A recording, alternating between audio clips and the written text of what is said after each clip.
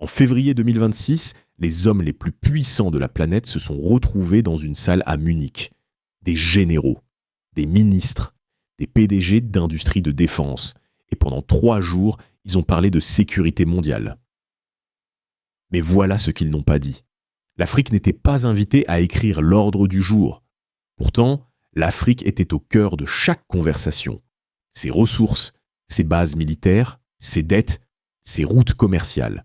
Quand Marco Rubio a pris la parole pour les États-Unis, il n'a pas mentionné l'Afrique une seule fois. Mais ces mots avaient une adresse. Et cette adresse, c'était le continent africain. La conférence de Munich sur la sécurité existe depuis 1963.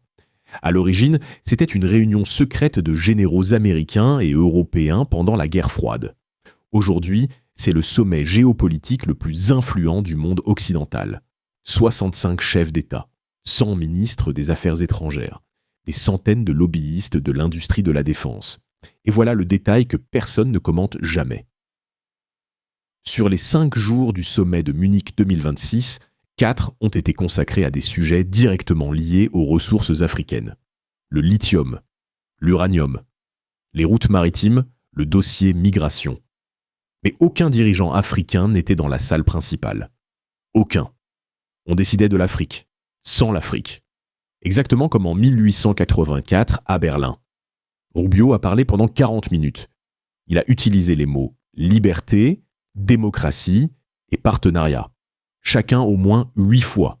C'était propre, c'était poli, c'était efficace. Mais derrière ces mots, une réalité très concrète. Les États-Unis ont besoin des minerais critiques africains pour construire leurs batteries, leurs semi-conducteurs, leurs missiles de précision. Lithium, cobalt, terres rares. Ces minerais sont en Afrique, en RDC, en Zambie, au Zimbabwe, au Mali. Rubio n'a pas dit « nous voulons vos ressources ». Non. Il a dit « nous voulons sécuriser les chaînes d'approvisionnement contre l'influence chinoise et russe ».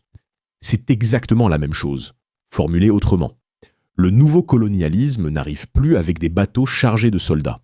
Il arrive avec des contrats de 500 pages, avec des accords de partenariat stratégique, avec des prêts de la Banque mondiale conditionnés à l'ouverture des marchés miniers. Et quand tu refuses ces contrats, les problèmes de sécurité commencent à être mystérieusement dans ta région. C'est pas une théorie du complot. C'est un pattern qu'on observe depuis 60 ans. Rubio n'était pas seul à Munich. Les Européens ont pris la parole aussi. Et leur message était encore plus direct. La France, l'Allemagne, le Royaume-Uni. Tous ont insisté sur la nécessité de stabiliser l'Afrique de l'Ouest. Stabiliser. Voilà un mot intéressant. Quand l'Occident parle de stabiliser l'Afrique, il parle de maintenir en place des gouvernements qui leur donnent accès aux ressources. Des gouvernements corrompus, impopulaires, mais coopératifs. Et quand des populations africaines renversent ces gouvernements, l'Occident appelle ça de l'instabilité. Une menace pour la démocratie. Un risque pour la sécurité régionale. L'instabilité, c'est quand l'Afrique dit non. C'est ce qui s'est passé au Mali, au Burkina Faso, au Niger, 3 pays qui ont dit « assez ». On reprend le contrôle de notre sol, de notre sous-sol, de notre destin. Et Munich 2026 a consacré de longues sessions à comprendre comment réengager ces pays. Réengager, c'est-à-dire les ramener dans le système. Les faire revenir à la table, mais la table, ils n'y étaient pas. Les représentants de l'Alliance des États du Sahel n'étaient pas à Munich. Ils étaient à Bamako, à Ouagadougou, à Niamey, en train de construire quelque chose que les architectes de Munich ne savent pas encore comment classer, parce que ce qu'ils construisent n'est pas fait pour être approuvé par l'Occident. Et c'est exactement pour ça que ça dérange autant. Munich a aussi parlé de migration africaine. Des centaines de millions d'euros pour sécuriser les frontières, pour traiter les flux, pour externaliser les contrôles. Encore une fois, on ne parle pas aux Africains. On parle des Africains. Voilà ce que Munich 2026 a vraiment révélé. Le monde occidental traverse une peur qu'il ne sait pas nommer. Ce n'est pas la peur du terrorisme. Ce n'est pas la peur de la Chine ou de la Russie. C'est la peur que l'Afrique se lève. La peur que 1,4 milliard de personnes, les plus jeunes du monde, la population qui va doubler d'ici 2050, décidaient qu'elles n'ont plus besoin de la permission de l'Occident pour exister. Pendant des siècles, la richesse africaine a financé la prospérité européenne et américaine. Le coton, le caoutchouc, l'ivoire, l'or, le pétrole. Et maintenant, le lithium pour les voitures électriques de tes voisins. À chaque époque, un nouveau mot pour désigner la même extraction. Jadis, on appelait ça la mission civilisatrice, puis l'aide au développement, puis le partenariat stratégique. Maintenant, la sécurisation des chaînes d'approvisionnement vertes. La structure reste identique, seuls les mots changent. Munich 2026, c'est la mise à jour de ce logiciel colonial.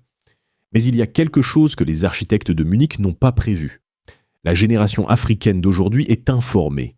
Elle lit, elle analyse, elle compare ce qu'on lui dit et ce qu'on lui fait. Elle voit l'écart entre le discours de Munich et la réalité des mines à ciel ouvert du Congo.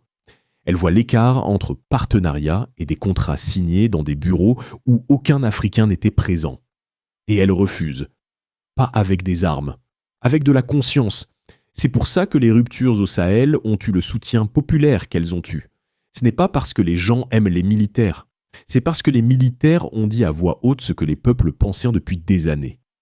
Munich 2026 n'était pas une conférence sur la sécurité mondiale. C'était une conférence sur comment sécuriser l'accès aux ressources africaines pour les 50 prochaines années. La recolonisation n'a pas besoin de bateaux. Elle n'a pas besoin de soldats en uniforme blanc. Elle a besoin de contrats, d'ambassadeurs bien placés et d'une dette qu'on ne peut jamais rembourser. La différence entre le 19e siècle et aujourd'hui, c'est que l'Afrique voit le mécanisme. Et un mécanisme qu'on voit ne peut plus fonctionner comme avant. Si Munich t'a mis en colère, c'est le bon signe. Cette colère a un nom. Et dans la prochaine vidéo, on va parler de l'homme qui l'a théorisé avant tout le monde, Frantz Fanon. Le psychiatre martiniquais qui a disséqué la psychologie de la colonisation et qui avait tout prévu.